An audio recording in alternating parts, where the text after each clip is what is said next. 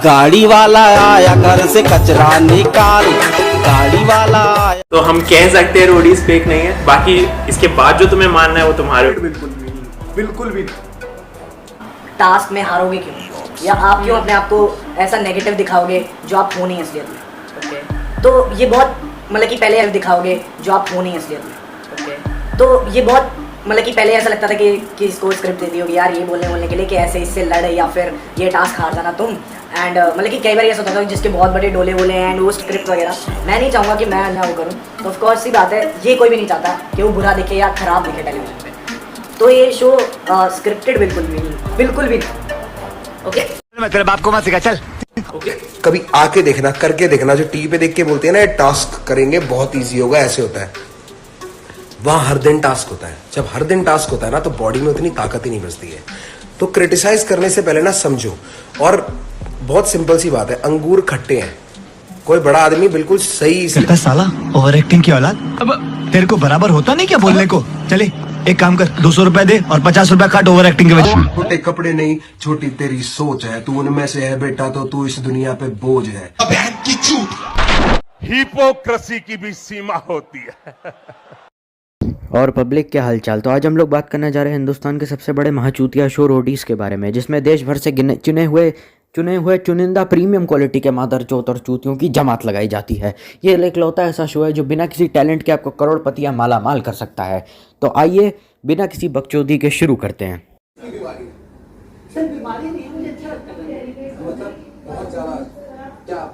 ठरकी मैं बोलना नहीं चाहता पर ठरकी है तो यार मतलब हम आपको साथ लेके जाएंगे अगर वहाँ पे तो हमारे बहुत लड़कियां सेलेक्ट हुई है तो सेफ्टी हैजर्ड हो जाएगा। तो नहीं ऐसा कुछ नहीं सर, भाई ऐसा यार आपको बहुत बिल्कुल मतलब चाहत है उसकी। मतलब मुझे अच्छा लगता है तो वही डिजायर का मतलब क्या है। तो कह रहे हैं कि तेरे को जर्नी में लेगा तू तो सर बट इसको बड़ी टेंशन हो जाएगी यार सर। बट इसका ये थोड़ी मतलब कि सबके ऊपर टूट पड़ा है। अच्छा एक लड़की तो अपनी आपको जर्नी पर लेके जाएं, वहाँ आप अपना मेल प्रोस्टिट्यूशन का धंधा शुरू कर दे तो फिर हमारे लिए तो बहुत प्रॉब्लम हो जाएगी। ये तो जबरदस्ती भी कर सकते हैं। ये तो आप इतनी ज्यादा फाइट।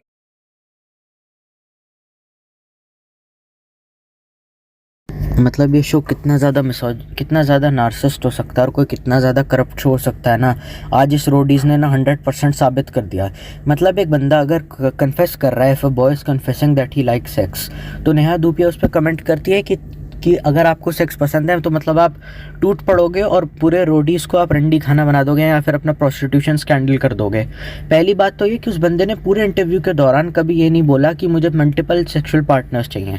कई बार ऐसा होता है कि हमें सेक्स पसंद होता है पर हम ऐसा नहीं है कि हमें बहुत सारी औरतों से चाहिए होता है। ठीक है, there is a difference between a fuck boy and a person who is addicted to sex and the person who is obsessed with sex. मेरी इंग्लिश थोड़ी हैवी है, प्लीज़ माफ़ करना। उसने कभी ये पब्लिकली पहले तो एडमिट नहीं किया कि मुझे बहुत ज़्यादा सेक्सुअल पार्टनर्स के साथ ही सेक्स करना है। अगर हम एक से सेटिस्फाई हो सकते हैं तो हो सकता है कि उसको सिर्फ एक के साथ ही करना हो या एक के साथ ही बहुत ज़्यादा सेक्स करना हो, ये भी प्रोबेबिलिटी है। और पहली बात तो ये कि बिग बॉस का मैं एक एग्जाम्पल देना चाहता हूँ कि 250 कैमराज होते हैं, ठीक है, और जो पूरा 24 hour Bigg Boss live stream होता है, ये तो मैं तुम्हें एक वीडियो के ज़रिए दिखा भी दूंगा। पूरा दिन लाइव स्ट्रीम होता है और उर्फी जावेद जो बिग बॉस की कंटेस्टेंट रही है उसने तक इस बात को पब्लिकली एडमिट करा कि बिग बॉस के घर में सेक्स हो चुका है। और अमेरिकन रियलिटी टीवी शोज़ पे मतलब सेक्स होता है तो जाहिर सी बात है रात में ही होगा, आप यही सोच रहे होंगे, तो तब तो सारे लोग सो जाते हैं, तब तो शो भी बंद हो जाता है। On air on camera big boss के ऑफिशियल यूट्यूब चैनल पर वीडियोस भी हैं जिसमें अमेरिकन बिग बॉस, जिसको हम बिग ब्रदर कहते हैं, जिसमें लोग सेक्स कर रहे हैं और सारा नेशनल टेलीविजन पे एयर हो रहा है। तो रियलिटी शो में ना जहाँ प्राइवेसी होना हो, सेक्स होना आम बात है। बस 4-5 बड़े लोग एक साथ कहीं पर भी होना, लोग इतने बेशरम हो गए हैं कि वो होना आम बात है। पहली बात तो ये कि रोडीज़ जो भी होता है ना वो सिर्फ दिन में फिल्म होता है। बिग बॉस में लोग रात के 1-2 बजे तक जागते हैं। 8 घंटा शो की शूटिंग होगी, उसके बाद वो लड़का किसी भी लड़की के साथ जो भी करता है वो उसका पर्सनल मैटर है, ठीक है।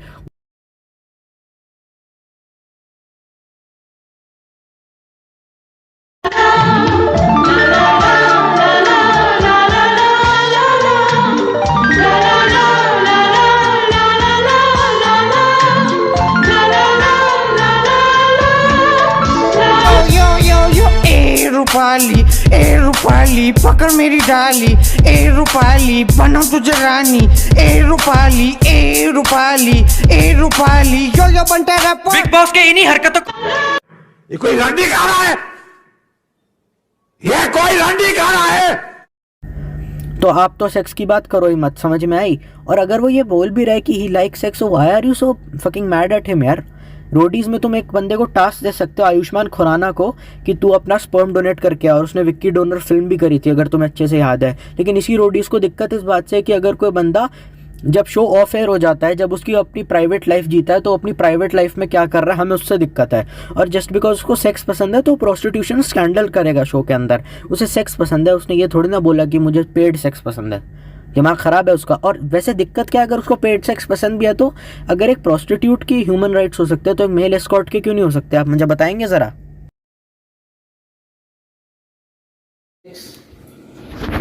Would you have sex for money or to get ahead in your career? आगे बढ़ने के लिए लाइफ में? Yes, why not? तो इसमें मॉरल्स का मतलब आपके अगर सेक्स के ऊपर पैसा मिल रहा है तो सोने पे सुहागा कहता। सेक्स तो मुझे वैसे ही पसंद है, अगर उसके साथ पैसा मिलेगा तो सोने पे सुहागा है। सर वो मेरी लड़कों के साथ कर रही है तो उसमें जजमेंटल होने की क्या बात है, हैं? वो अपनी प्राइवेट लाइफ एक नेशनल टेलीविजन पे शेयर कर रहे हैं, करोड़ों लोग और रूडिमेंट्री मेंटालिटी वाले लोग उसे जज कर रहे हैं, और तुम्हें शर्म नहीं आ रही ऐसे बंदे का कैरेक्टर को पब्लिकली अपनी टीआरपी के लिए उछालते हुए? पागल हो क्या बे? और जो तुम कह रहे हो कि अगर आपको पैसे मिले और आप सेक्स नहीं करेंगे तो आपको दिक्कत है, तो भाई उस हिसाब से देखा जाए तो कास्टिंग काउच तो पूरे बॉलीवुड में बदनाम हो रखा है। तो उस हिसाब से तो बॉलीवुड में तो कोई हीरोइन ही नहीं होनी चाहिए। जैकलीन फर्नांडिस, प्रियंका चोपड़ा, कंगना रनौत, मतलब इन सबको तो नाम ही नहीं पता होगा किसी को। फिर पूरी इंडस्ट्री में हो रखा है जब ये, तो अगर रियल लाइफ में हो गया तो क्या दिक्कत है? Reality shows, no reality at all. Casting couch, reality. Censor board, they're changing with time. Critics in India, irrelevant.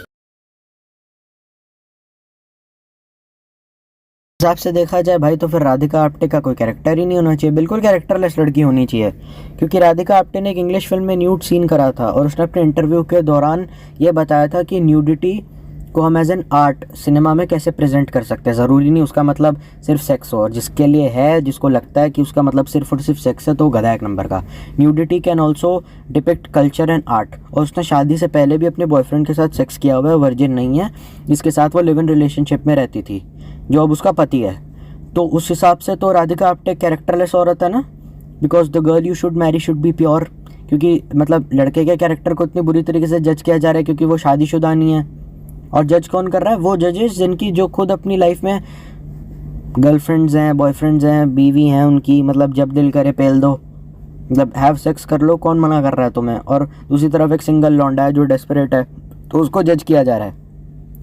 तो उसका तो मतलब फिर अगर आदमी के साथ इतना गंदा व्यवहार किया जा रहा है just because he is a single and he is desperate for sex, तो फिर राधिका आप्टे का तो कोई कैरेक्टर ही नहीं होगा। उसके कैरेक्टर को भी जज करो ना, क्योंकि वो एक औरत है, उसका तो कोई धर्म ईमान ही नहीं होगा, घटिया कैरेक्टर की लड़की है भाई। रोडीज़ की मेंटालिटी के अकॉर्डिंग मैं अपना ओपिनियन नहीं दे रहा हूँ, मुझे जानना है भाई, मेरे को समझाओ ये बात, मेरे को समझ में ही नहीं आ रहा है बिल्कुल भी। भाई इंडस्ट्री में कास्टिंग काउच फैला हुआ है, पूरी दुनिया जानती है। फिल्म मेकर या प्रोड्यूसर के साथ गर्लफ्रेंड, बॉयफ्रेंड या फ्रेंड विद बेनिफिट वाला रिश्ता करो, अपने करियर में आगे बढ़ो, फिर उसको लात मार के निकाल दो। जैकलीन फर्नांडिस ने डॉन सुकेश के साथ किया, कंगना रनौत ने महेश भट्ट के साथ करा, प्रियंका चोपड़ा, कृति सनन, इन सब ने, इवन करीना कपूर को तो पूरी दुनिया गोल्ड डिगर मानती है, मतलब वो तो तुम्हें उसका पता ही है क्या केस हो रखा है। तो फिर भाई इन लोगों को कुछ क्यों नहीं कहते? इन्होंने तो कास्टिंग का जो औरतें फेस कर रही हैं वो तो फिर घटिया ही लगती होंगी तुम्हें एकदम, वो तो हाँ कर देती है ना इस चीज़ को लेकर के, तो उनका तो कोई कैरेक्टर ही नहीं होता होगा फिर। वही तुम उनके साथ कर रही हो। और नेहा धूपिया के काफ़ी ज़्यादा अफेयर रह चुके हैं बहुत सारे आदमियों के साथ, तो उसका तो कोई कैरेक्टर नहीं होना चाहिए ना उस हिसाब से। भाई तुम आदमी घटिया हो, बात ख़त्म। और जाहिर सी बात है आपको सेक्स बहुत पसंद है तो आप हर लड़की पर टूट पड़ोगे। टूट पड़ोगे का क्या मतलब है? वो उसे सेक्स पसंद है, he is obsessed with sex, और maybe he is a fuck boy, और maybe he likes to do sex. ठीक है, सेक्स करना मुझे भी पसंद है, मैं भी वर्जिन नहीं हूँ। इसका ये मतलब नहीं है कि मैं रेपिस्ट हूँ कि जो लड़की मेरे को मिलेगी मैं उस पर टूट पड़ूंगा। टूट पड़ूंगा का क्या मतलब है? हैं? व्हाट डज टूट पड़ूंगा means? Please explain this nonsense to me. टूट पड़ूंगा का क्या मतलब है? मतलब मेरे को आसपास कोई भी लड़की दिख रही है, मैं उसको चलूँगा, आजा चल कोने में, पहले लड़की को मनाना पड़ता है, उसको कन्विंस करना पड़ता है। कैजुअल हुकअप्स नाम की एक चीज़ होती है, कैजुअल हुकअप्स नाम की एक चीज़ होती है। There is a thing which is called casual hookups and one night stand, जो होना आज की सोसाइटी में बहुत कॉमन है। ठीक है, उसको सेक्स पसंद है, वो रेपिस्ट नहीं है, जो रेपिस्ट नहीं है वो, या कोई बलात्कारी नहीं है, कोई भी लड़की दिखेगी उस पर टूट पड़ेगा। और सेक्स ना, अगर आपको पता हो तो दोनों जगह के कंसेंट से होता है। ठीक है, दोनों लोग कंसेंट देते हैं अपना, तब जाके होता है ये सेक्स। ठीक है, और वो जो मर्जी करे भाई, he is young grown adult. अगर दो लोग पब्लिक पे, एक टाइम था जो घर को लड़कियों को घर से बाहर नहीं निकाला जाता था भी, नहीं कुड़ी साडी पड़ेगी नहीं, उन्होंने घुंड च पा के रखांगे अगर हमारा लड़का। सर ऐसा था, everybody is not like this, ठीक है यार। सर बट पहले जमाने में ऐसा ही था सर। पहले कौन से जमाने से? No is absolutely right. मतलब ऐसा होता था पहले के ज़माने में, और इसको जज कह रहे हैं तू कौन से ज़माने का है इस वजह से हो रहा है, पर काफ़ी टाइम से होता था। इनफैक्ट माय मॉम, मेरी जो खुद की मम्मी है, इसका एग्जांपल देने के लिए मैं तुम लोगों को बताने के लिए समझा रहा हूँ कि मेरी मम्मी की खुद शादी शायद 21 या 23 में हो गई थी, और my father and my mom became a mother eight 25, और उनकी शादी 2001 में हुई थी और 2003 में मैं पैदा हुआ था।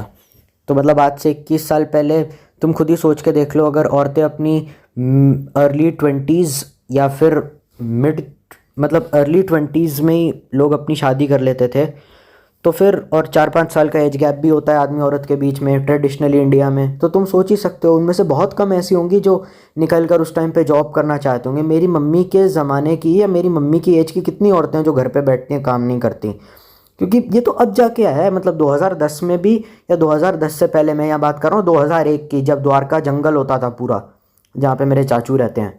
तो मतलब 2001 में ऐसा होता था कि 21-22 की उम्र में लड़कियों की शादी कर देते थे। मेरी मम्मी खुद इस बात का एग्जांपल है।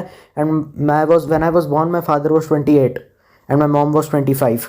तो बात एकदम क्लियर है, ऐसा होता था पहले ज़माने में, और ये तो बहुत बाद में हुआ जब औरतें निकल के काम करने हैं। मेरी मम्मी तो पता नहीं कहाँ का धक्के खाती थी, बट दैट्स नॉट, उन्होंने बहुत मेहनत से पाला है मेरे को। आई लव यू मम्मा। पर समझ जाओ, मतलब ये सही कह रहा है, ऐसा काफ़ी टाइम से होता था, और 20-21 साल पहले ही अब जाकर ही ऐसा हुआ है कि औरतें 30 में शादी करती हैं, मिड-30s में मॉम बनती हैं, अपना करियर सेट करती हैं। लेकिन मेजॉरिटी आज भी बहुत सी ऐसी तुम्हें मिल जाएंगी जो हाउसवाइफ ही हैं, तुम्हारे पेरेंट्स की जनरेशन की। आज की का मुझे इतना आइडिया नहीं है, क्योंकि मैं इतना ज़्यादा मतलब घुलता मिलता हूँ नहीं, आई am not that social person. मैं मतलब अपनी बंदी के साथ ही चिल करता रहता हूँ। तुम लोग दिखने में लगते हो कूल, कोशिश करते हो कूल होने की, वो चाहते हैं ऐसा ही, वो घंटा चाहते हो, उन्हें कुछ पता ही नहीं क्या चाहना में क्या चाहने लायक है, तो ऐसे हो जाते। ये वही लड़की है जो कैंपस की टॉपर थी। टॉपर क्यों थी? क्योंकि बचपन से मम्मी ने बताया था अच्छी बच्चियां पढ़ती हैं, मम्मी ने बताया था अच्छी बच्चियां पढ़ाई करती हैं, तो रट के टॉपर कैंपस में भी टॉपर। उसके बाद मम्मी ने बताया कि अच्छी बच्चियां शादी कर लेती हैं और पति के प्रति वफादार रहती हैं, तो वो कर रही है। उसके बाद मम्मी ने बताया अच्छी बच्चियां 30 की होने से पहले बच्चा पैदा कर देती हैं, तो वो भी कर दिया। उसे पता कुछ है ज़िंदगी का मतलब, मम्मी ने बता दिया। वो बचपन से ही अच्छी बच्ची है मम्मी की, उसे अपना कहाँ कुछ पता है।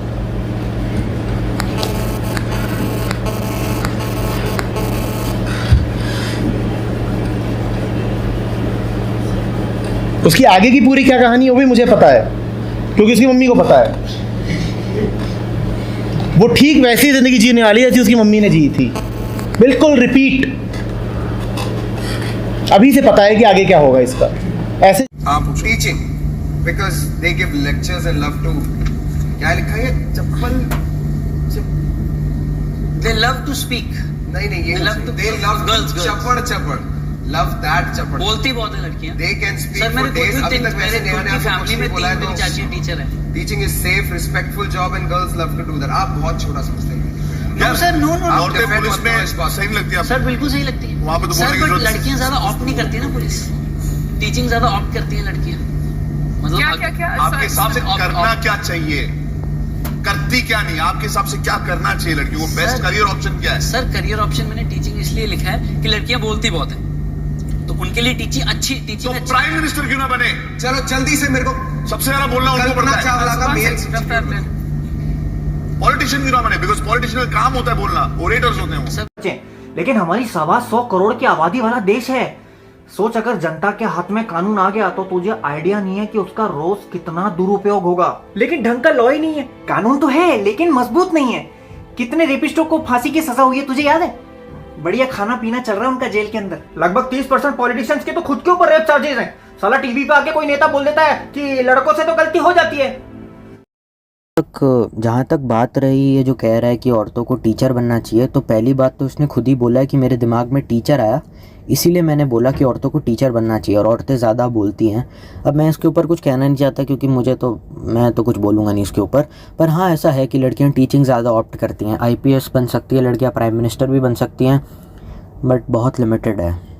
पॉलिटिक्स में तो मैं तो औरतें कभी जाएंगी नहीं, क्योंकि खुद ही बहुत सारे MLA के ऊपर रेप के केस हो रखे हैं, जो भुवन बाम ने अपने माई ड्यूटी वाले वीडियो में खुद ही कमिट कर रखा है। तो अब वो इंडिया का सबसे बड़ा क्रिएटर है, आप कुछ बोल रहा है तो सोच समझ कर ही बोल रहा होगा। तो यार तुम खुद ही देखो ना, पॉलिटिक्स में तो MLAs के ऊपर खुद ही रेप के केस हो रखे हैं, तो ऐसी जगह तो औरतों को ना, मतलब बहुत बढ़िया है कि वो घर पे रहे। मतलब ऐसी जगह मैं क्यों भेजूंगा अपनी बेटी को जहाँ पे खुद ही MLAs के ऊपर रेप केस हो रखे हैं। मैं ये नहीं कहता औरतों को पॉलिटिक्स में नहीं जाना चाहिए, जाना है जाओ, बिल्कुल जाओ, लेकिन थोड़ा संभल कर रहना पड़ना बहुत ज़रूरी है।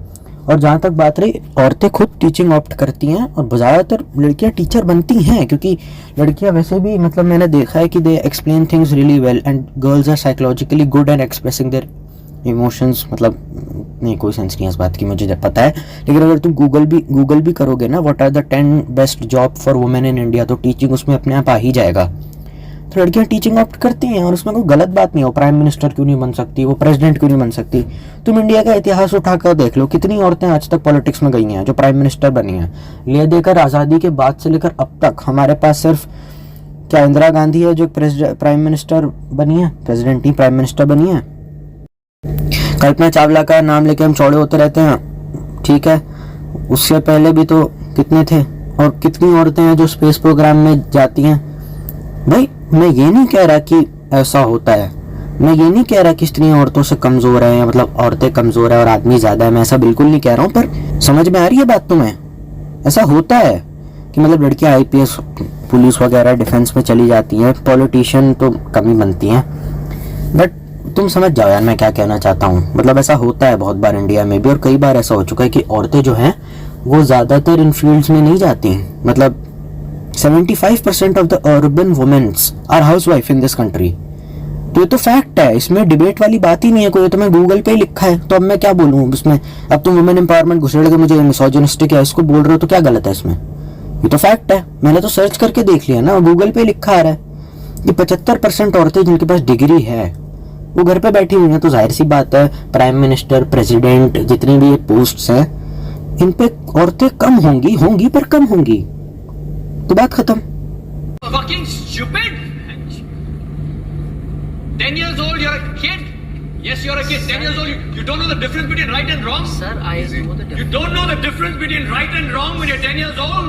Sir, I know the difference. What is the difference? Sir, आपको अकल कम होती है उस टाइम। Bullshit. तूने अपने आप को 9 नंबर, तेरी गलती नहीं है, तेरे माँ बाप की गलती है। अगर अकल तेरे में कम है तो उनकी गलती है। नहीं सर, माँ बाप की कोई गलती नहीं है। माँ बाप की कोई गलती नहीं है। माँ बाप सारे लोग मेरे पे एलिगेशन लगा सकते हैं कि आर्यन भाई तू तो गलत है, तू तो उसको डिफेंड कर रहा है। हाँ भाई, मैं पूरी तरीके से सही नहीं हूँ, उसने कुछ चीज़ें गलत करी हैं, जैसे कि इसने लड़की को किस वगैरह कर रहा था, यार के साथ कुछ बदतमीज़ी कर रहा था। पर हम इस फैक्ट को डिनाई भी नहीं कर सकते कि जो कुछ भी हुआ आवेश पे हुआ, और ही वॉज अ माइनर। जो सेक्स एजुकेशन इसको प्रॉपरली उतनी मिली भी नहीं थी और ये माइनर था उस टाइम पर। तो कानूनन तो देखा जाए तो उसको कोई सज़ा नहीं मिल सकती। हाँ, वो एक अलग बात है कि इसने असेंबली में जब लड़कियों को ज़बरदस्ती पकड़ के चुम्मी करी थी और 10 साल की उम्र में शराब पी थी, तो ये बहुत गलत ऑफेंस है। बट सेक्स एजुकेशन इंडिया में थी नहीं तब, और he was a minor, he was a बहुत छोटा था, 10-12 साल का ही था जब ये पप्पियाँ कर रहा था, और इसके लिए इसको सज़ा मिल चुकी थी। मैं बहुत थैंक यू बोलना चाहता हूँ उस प्रिंसिपल का जिसने इसे झापड़ मार दिया उस उम्र में, क्योंकि अब जाकर इसको ये बात का रियलाइज़ हो गया। सोचो अगर उस दिन उसको थप्पड़ नहीं पड़ा होता तो ये बड़ा होकर पता नहीं क्या करता औरतों के साथ। तो अच्छी बात है उसको इतने अच्छे पेरेंट्स मिले, लेकिन वो अलग बात है कि निखिल चिनप्पा सर इसके माँ बाप को ही गाली दे रहे हैं कि तेरे माँ बाप ने तुझे ढंग के संस्कार नहीं दिए। उसके माँ बाप और उसके टीचर्स बहुत अच्छे थे कि उस ज़माने में भी जब सेक्स एजुकेशन का नाम भी नहीं था उसको चप्पल थप्पड़ मारा। ये अच्छी बात है। कि मतलब उसको सज़ा दी ताकि उसके अंदर अच्छे संस्कार डाले जा सके। वरना बहुत सारे लोग तो ऐसे होते हैं, बच्चों से गलती हो जाती है, अक्सर ऐसा होता है कि कोई एमएलए का बेटा रेप वगैरह कर दे तो गलती हो जाती है बच्चों से, ऐसे कहकर उसके मम्मी पापा टाल देते हैं और केस को पैसों की ताकत से रफा दफा कर देते हैं। But his parents are very nice people, जिसने इसको छापड़ मारा इस हरकत के लिए। फिर उसी के बाद बात तो एकदम घटिया और बेहूदी बात है इसके पीछे, ये तो इतनी ज़्यादा बेहूदी और घटिया बात है। इसके पीछे का मेन रीज़न मैं आप लोगों को ये बता देता हूँ, क्योंकि इनका मेन लॉजिक ये है कि देखो एड्स बहुत इंडिया में बढ़ रहा है और सेक्सुअली ट्रांसमिटेड डिजीज़ेस बहुत ज़्यादा बढ़ रही हैं। इन दैट केस या इन दैट लॉजिक आप एक काम कीजिए, कॉलेज में कॉन्डम वेंडिंग मशीन्स लगा दीजिए। वो अलग बात है कि इस देश में कोई भी सेक्सुअली प्रॉपरली एजुकेटेड नहीं है, तो सेक्स एजुकेशन इंप्रूव करने के बजाय हम कॉन्डम वेंडिंग मशीन लगा देंगे, ठीक है। पहली बात तो ये, जो अच्छे तरीके से पढ़ा लिखा एजुकेटेड होगा वो खुद ही कॉन्डम खरीद लेगा सेक्स के लिए, और पहली बात तो ये। और दूसरी बात ये कि अगर आप सही में अगर सेक्स करना चाहते हैं ना, तो सेक्स काफ़ी ज़्यादा लोगों को डिस्ट्रैक्ट भी करता है, ठीक है। बहुत सारे बच्चों के ग्रेड स्लिप हो जाएंगे अगर कॉन्डम वेंडिंग मशीन लगा दी, बहुत सारे बच्चों की प्लेसमेंट्स नहीं लगेंगी, बहुत सारे बच्चों का फ्यूचर तबाह हो जाएगा, क्योंकि ना सेक्स एक लिमिट में ही ठीक रहता है और बच्चों के लिए डिस्ट्रैक्शंस भी बहुत ज़्यादा क्रिएट करता है। हमारे देश में प्रॉपरली लड़के और लड़कियाँ प्रॉपरली सेक्स एजुकेशन लोगों को नहीं मिलती है। ये यूएसए नहीं है जहाँ पे तुम अपनी गर्लफ्रेंड के साथ एक ही हॉस्टल में बैठे हुए हो, वो प्रेग्नेंट भी होगी, कोई दिक्कत वाली बात नहीं, उसके साथ शावर ले रहे हो, मेकआउट कर रहे हो, उसके साथ एक ही हॉस्टल में हो। इंडिया में बॉयज़ हॉस्टल और गर्ल्स हॉस्टल में एक ऑपोजिट सेक्स को इसीलिए आने जाने नहीं देते क्योंकि हम लोग सेक्सुअली एजुकेटेड नहीं है। कल को किसी लड़की के साथ कोई ज़बरदस्ती हो गई, कल को किसी लड़की के साथ कुछ आईटी हरकत हो गई, या कुछ एसटीडी हो गया, या किसी को एड्स वगैरह हो गया, कुछ भी हो गया मतलब, तो उसको जिम्मेदारी इसकी कौन लेगा। और कल को उनके ग्रेड स्लिप हो गया, प्लेसमेंट पे कोई फ़र्क पड़ गया, तो who is responsible for that. इसीलिए हम ये करते हैं। मुझे लगता है सेक्स एजुकेशन अगर हम लोगों को मिल जाएगी तो कॉन्डम वेंडिंग मशीन लगाने की कोई ज़रूरत नहीं है। जिसके पास पैसे होंगे, कॉलेज में पेरेंट्स पैसे जेब खर्च वगैरह देते ही हैं, तुम जाके सीधा फार्मेसी से खरीद सकते हो। ये वही बात हो गई यार कि मुझे तो पॉर्न देखने का बड़ा मन करता है क्योंकि मैं सिंगल रहा हूँ अपनी लाइफ में, तो एक काम करते हैं, मैं अपने कॉलेज को ही कोठा बना देता हूँ। जब जी मैं नहीं मतलब कोठा ही बना दो ना कॉलेज को, क्या दिक्कत है। सेक्स करने का वैसे ही मन करता है, 50 रुपये में एक रंडी खरीद लो और आगे जाके सेक्स कर लो। जीबी रोड की सारी लड़कियों को वहीं बुला लो, कोई दिक्कत वाली बात होनी नहीं चाहिए। The best method to simply educate men and women about sex is the only and right solution for this video। Condom vending machine लगा के क्या होगा, लोग इतने ज़्यादा एडिक्ट या पागल हो जाएंगे सेक्स के लिए कि इतना करते रहेंगे कि अपने आप पे, अपने करियर पे ध्यान देना बंद कर देंगे।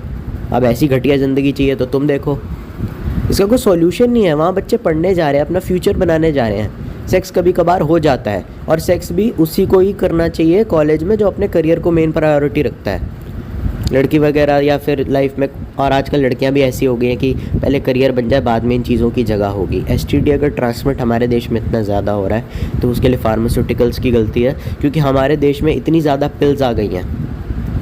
आप कॉन्डम्स की ऐड देख लीजिए, आप इसकी ऐड देख लीजिए, बट एक ऐसी फार्मास्यूटिकल्स पिल्स नहीं लेकर आया, कोई भी ऐसी मेडिकेशन, वैक्सीनेशन कुछ भी नहीं आया जिससे आपकी सेक्सुअल तलब को कम किया जा सकता है, जिससे आपके डोपामिन लेवल को गिराया जा सकता है। आपकी सेक्सुअल तलब बढ़ाई जा रही है। और वैसे भी बॉलीवुड की पिक्चरों का तो धंधा ही आधी बात पे इसीलिए चलता है कि भाई टाइगर श्रॉफ ने अपनी शर्ट उतार दी, दिशा पटानी बिकिनी में घूम रही है, तो क्या करोगे, क्या सिखाओगे। यूएसए में तो पूरे ऊपर से नीचे नंगा कर देते हैं, लेकिन वहाँ पे सेक्स एजुकेशन भी बहुत है। वहाँ पे 40% बर्थ ही अनमैरिड वुमेन से आ रही है, तो अब क्या इससे जस्टिफाई करोगे सबको, बताओ। अब तुम में से तो बहुत सारे लोग गधे की तरह मुस्कुरा के बोल रहे होंगे कि भाई मैं तो दिल्ली यूनिवर्सिटी के हंसराज कॉलेज में पढ़ता हूँ, वहाँ तो भाई कॉन्डम का पेड़ लगा हुआ है, वहाँ तो हर वैलेंटाइंस डे पर लोग ये सब चीज़ें करते हैं, वहाँ तो कॉन्डम लटकाते हैं, तो हमें तो उससे कोई दिक्कत नहीं है। तो बहन के लोड़ा ध्यान से सुन। पहली बात तो तू जिसको हंसराज कॉलेज है या कौन सा रामजस कॉलेज है, I don't give a fuck, Hindu college है, सॉरी मुझे अभी याद आया, हिंदू कॉलेज है। पहली बात तो हिंदू कॉलेज के पेड़ पर जो कॉन्डम लटकाए जाते हैं ना, वो कॉन्डम ना कैंपस के बाहर है, और उस चीज़ को लेकर ना इतना ज़्यादा बवाल मचा पड़ा है, वो सबसे ज़्यादा कंट्रोवर्शियल चीज़ है, ठीक है। उसमें क्या दिक्कत होती है कि भाई हम कॉन्डम बांध देते हैं, हमारी मान्यता है, it is our belief system कि अगर हम बांधेंगे तो यार एक हाई प्रोबेबिलिटी है कि शायद हो सकता है कि अगले साल तक अपनी वर्जिनिटी हम लूज़ कर दें या फिर हम एक रिलेशनशिप में आ जाए, ठीक है। तो इसके पीछे का ये रीज़न है, और तो और इसके पीछे काफ़ी भसड़ हो चुकी है। वहाँ के प्रिंसिपल को भी ये प्रैक्टिस बिल्कुल पसंद नहीं है, और वैसे भी वहाँ की जितनी भी औरतें उस कॉलेज में, हिंदू कॉलेज के हैं, उन्होंने इस प्रैक्टिस को मिसोजिनिस्टिक बोल रखा है। और डीयू में पॉलिटिक्स इतना ज़्यादा गंदा होता है ना, इतना गंदा होता है कि तुम सोच भी नहीं सकते। डीयू का पॉलिटिक्स बहुत ख़तरनाक है। तो मैं जो भी बंदा डीयू में पढ़ता है पता है, ज़बरदस्त पॉलिटिक्स होता है वहाँ पे, और हिंदू कॉलेज में तो होता ही है। रामजस में थिएटर अच्छा होता है और हिंदू में पॉलिटिक्स ज़बरदस्त होता है। तो वहाँ की औरतों ने, लड़कियों ने खुद कंप्लेन करी है कि हम कैंपस के बाहर एक पेड़ है जिसमें कॉन्डम लटके पड़े, औरतों को उससे गंदा लग रहा है। तो अगर सोच लो, अगर क्लासरूम के अंदर कॉन्डम वेंडिंग मशीन लगा दी जाए या किसी पब्लिक टॉयलेट में लगा दी जाए तो कितना बवाल होगा। तुमने सोचा कभी इस बारे में? उस चीज़ को लेके ना दिल्ली के एक मेरे को बंदा लिटरली मैसेज कर रहा था व्हाट्सएप पे कि मैं तो हिंदू कॉलेज से पढ़ता हूँ, वहाँ ये सब होता है। वहाँ इतने ज़्यादा राइट्स और इतने ज़्यादा दंगे हो चुके हैं ना उस चीज़ को लेकर के कि तुम्हें खुद भी आइडिया नहीं है। अब तो पता नहीं उन लोगों ने क्या करा है कि रणवीर कपूर की पूजा करने लग गए कि इसको भी 4-4 लड़कियाँ मिली, हमें भी इतनी ज़्यादा लड़की मिल जाए। बे तुम पागल हो क्या बे? मेरे को यार इस प्रैक्टिस का पीछे का कोई लॉजिक तो नहीं है, बट यार I am not going to say anything, क्योंकि कमेंट सेक्शन में कोई डी वाला मेरी गांड ले लेगा।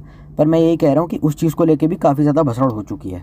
वहाँ के प्रिंसिपल ने पहले मना कर दिया, वहाँ की औरतों ने मिसोजिनिस्टिक करा, इवन पुलिस को, स्टूडेंट्स और पुलिस के बीच में इतनी गंदी हाथापाई हो गई थी कि लिटरली पुलिस फोर्स बुलवानी पड़ी थी कि लड़ाई भाई भसड़ रुकवा दो अपनी। तो तुम्हें अच्छी तरीके से मालूम है वो चीज़ भी लोग नहीं मानते।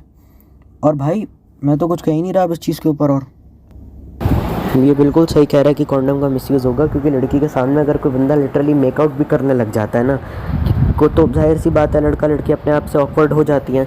तो जाहिर सी बात है अगर तुम क्लास में बैठी हो, तुम एक लड़की हो, जितनी भी लड़कियां देख रहे हो कोई कॉन्डम फुला रहा है क्लास में, कोई ऐसे मतलब बदतमीज़ी कर रहा है, उलझुल हरकतें कर रहा है, पहली बात तो ये कि वो कॉन्डम की वेस्टेज है, क्योंकि कॉन्डम उस पर्पज़ के लिए बना नहीं है। और दूसरी बात ये कि हर एक जगह का वक्त और एक टाइम होता है, ठीक है।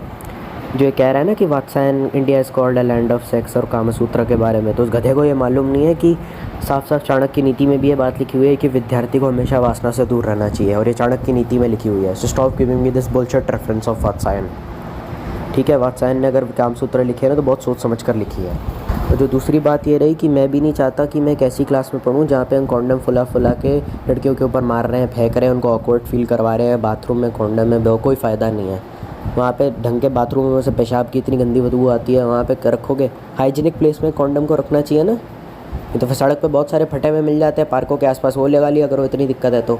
हाइजीन नाम की भी कोई चीज़ होती है। और बाथरूम तुम्हें पता है अच्छी तरीके से कितने ज़्यादा गंदे मेंटेन्ड होते हैं। हर एक कॉलेज के बाथरूम अच्छे नहीं होते इंडिया में। ख़राब इन्वायरमेंट में गंदी जगह कॉन्डम होगा तो उसको लगाओगे तो इन्फेक्शन पेनिस पे भी हो सकता है, और इस गधे को ये बात कभी समझ ही नहीं आएगी। Look at the stats released by the Durex company. It manufactures condoms. In the Valentine's Day week, sale of condoms spikes by 20 to 30%. And then there are the stats available from the medical organizations. March is the peak month for termination of pregnancy. So it's not just about these sweet chocolates and all that. Unless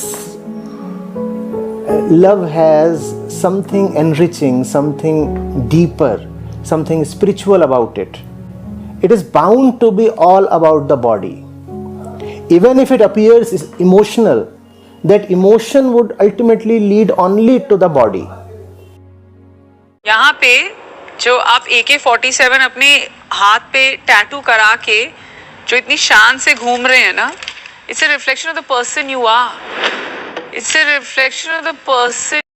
तो आओ यार, तुम्हें हम अपने कुछ खास दोस्त नेहा चूतिया के बारे में और भी बहुत कुछ बता देते हैं। घटिया एक्टिंग और 2 कौड़ी की वाहियात शक्ल के बाद भी हमारी मिसेस नेहा चूतिया में बहुत ज़्यादा टैलेंट है। उसमें से एक सुप्रीमेसी टैलेंट ये है कि लोगों का करियर खाना और लोगों की ज़िंदगी में आग लगाना। जी, एक लौंडे में के हाथ में AK-47 का टैटू है तो उससे आंटी उसका कैरेक्टर जज कर रही है। पहली बात, कैरेक्टर वो जज करता है जिसका खुद का कोई कैरेक्टर होता है, और तेरा कैरेक्टर क्या है आज मैं सबके सामने बताता हूँ। एक्चुअली क्या है कि नेहा धूपिया और उनके जो पति हैं अंगद, वो काफ़ी लंबे समय से अच्छे खासे दोस्त रहे थे, फिर आगे जाकर उन्होंने शादी करी थी। यहाँ तक तो सब ठीक है कि चलो भाई लव मैरिज करी है, मेरे पेरेंट्स की भी हुई है, आई कम्प्लीटली सपोर्ट दैट। मुझे दिक्कत इस बात से कि जिसका खुद का पति जेल में जा चुका है आर्यन खान की तरह, और आर्यन खान के रीज़न से, yes, Angad Singh was arrested in 2019 and 2022 के बीच में for excessive possession of drugs, and as per Indian Narcotics Act possession, consumption and trafficking of drugs minimum leads to 100% in prison. पर जाहिर सी बात है अमीर का चौधा था और थोड़ी बहुत फिल्म्स भी कर चुका था, तो जाहिर सी बात है, और बाप भी थोड़ा बहुत पावरफुल बैकग्राउंड से था, इसलिए जल्दी छूट गया। मतलब खुद का पति ड्रग्स के केस में जेल हो रखी है और एक लौंडे को इस बात से जज किया जा रहा है कि उसके हाथ में AK-47 का टैटू है। वेरी गुड, वेरी गुड, बहुत अच्छे, शाबाश बेटा। और दूसरी बात ये कि नेहा धूपिया और इसका पति जो है अंगद बेदी, उसके शादी होने का बहुत अच्छा रीज़न है। तो हुआ ये था कि जो हमारी मिसेस नेहा चूतिया है, ये शादी से पहले ना प्रेग्नेंट हो गई थी। तो अभी दिक्कत क्या है कि आपकी शादी तो अभी हुई नहीं है, और उन्होंने खुद ये बात कन्फेस करी है कि इसके पीछे का होने का रीज़न ये था कि इंडस्ट्री में लोग मुझे काम नहीं देते। हाँ बहनचो तो हाँ, जैसे शादी से पहले तो तू बड़ी बड़ी मिस वर्ल्ड बन के घूम रही थी ना, बड़ी तेरे को इज्जतें और पिक्चरें मिल रही थी, तू तो बड़ी मतलब कतई श्रीदेवी हो रही थी हैं। शादी से पहले तेरा कुछ नहीं हुआ, बच्चे से पहले तेरा कुछ नहीं हुआ, तो बच्चा पैदा होने के बाद तेरा क्या उखड़ जाता है ज़िंदगी में, ये बता तू मेरे को। तूने इसने इतना लंबा ब्रेक लिया, बीच में इतनी सारी फ्लॉप फिल्म्स दी, उसके बाद जा करके इसने काफ़ी साल बाद Roadies as a gang leader अपना कमबैक करा। और जो दूसरी बात तुम लोग कह रहे हो, और जो दूसरी बात मैं आप लोगों को ये बता दूं कि नेहा धूपिया शादी से पहले प्रेग्नेंट हो गई थी, और बच्चे का बाप कौन था? The one and only mister Angad गधेदी साहब या मिस्टर अंगद बेदी साहब हमारे ये बच्ची का बाप था। अब जाहिर सी बात है, बच्ची का बाप है तो शादी तो करनी पड़ेगी लोगों की नज़रों में बचने के लिए। और तो और जो ऑलरेडी अंगद, जब नेहा धूपिया प्रेग्नेंट हुई थी, जब अंगद ने नेहा धूपिया को प्रेग्नेंट करा था, तो उसी टाइम पे नूरा फतेही को डेट कर रहा था। यस, अंगद बेदी और नूरा फतेही अपनी एक फ्रेंड की शादी में मिले थे, और वहीं से उन लोगों का डेटिंग या अफेयर या मतलब शुरू हो गया था। उसी बीच में वो नेहा धूपिया, जो उसकी काफ़ी पुरानी फ्रेंड थी, उसको प्रेग्नेंट कर देता है, और समाज के डर से बचने के लिए उससे शादी कर लेता है। तो यही मेन रीज़न था, और इसी वजह से नूरा फतेही का अंगद से ब्रेकअप हो गया। नूरा फतेही तब 2017 की बात है, ये तुम लोगों को अच्छी तरीके से मालूम होगा। 2017 में नूरा फतेही का ना कोई करियर था ना कुछ था, और हम हिंदुस्तानियों को और स्पेशली पंजाबियों को विदेशी माल कितना पसंद आता है ये सब तुम जानते हो। तो जाहिर सी बात है, वो फॉरेनर थी, इंडियन नेशनलिटी की भी थी भी नहीं, तो रिश्ता तुम्हें अच्छी तरीके से मालूम है। अंगद ने उससे प्यार तो कभी किया नहीं होगा, क्योंकि जाहिर सी बात है, जिस बंदे के इतनी सेंस नहीं है कि कॉन्डम यूज़ करना चाहिए या नहीं, यार क्या कब क्या करना चाहिए, तो तुम समझ सकते हो। वो मतलब खुद नूरा को अपने फ़ायदे के लिए इस्तेमाल कर रहा था, क्योंकि उसे भी ये लगा होगा कि 2017 में नूरा का कोई करियर नहीं था। उसके बाद वो हार्डी संधू के गाने में आती है ना गोरी है, उसके बाद जाके उसका करियर बनता है। तो उसे पता नहीं था कि जितना नेहा धूपिया ने अपनी पूरी ज़िंदगी में नहीं उखाड़ा, उसका 2-3 साल में वो उसके भी ऊपर चली जाएगी, उससे भी बहुत आगे चली जाएगी। तो अब अंगद को इस बात का रिग्रेट होता होगा, और वो रोज़ सोचता होगा, यार बहनचोद काश मैं नूरा फतेही के साथ ही होता। पर किसी ने सही कहा बेटा, जब खुद के दामन पे कीचड़ लगी होती है ना, तो दूसरों के बारे में फालतू बकवास नहीं करते। और इसका एक और सबसे अच्छा रीज़न जो मैं आप लोगों को आज बताने वाला हूँ उस वीडियो में, वो यही था कि नेहा धूपिया ने खुद इतनी गंदी हरकत करी जो मैंने तुम्हें बताई, और उसके बाद उसने स्टेटमेंट भी दिया, इट्स हर चॉइस, कि वो 1 के साथ हो, 2 के साथ हो या 4 के साथ हो। तो ठीक है, तो ये इसके पति पर भी अप्लाई करता है, और इसने इसके पति ने कर डाला वो लिटरली। मतलब समझ रहे हो ना, बाप बड़ा ना भैया, सबसे बड़ा रुपया। इरादों में ठरक और जेब में पैसा हो तो कोई भी तुम्हारी जेब में आ सकता है। कुछ लड़कियां होती हैं ऐसी जो ऐसी आ जाती हैं, पर ज़्यादातर अच्छी होती हैं। तो बस यार,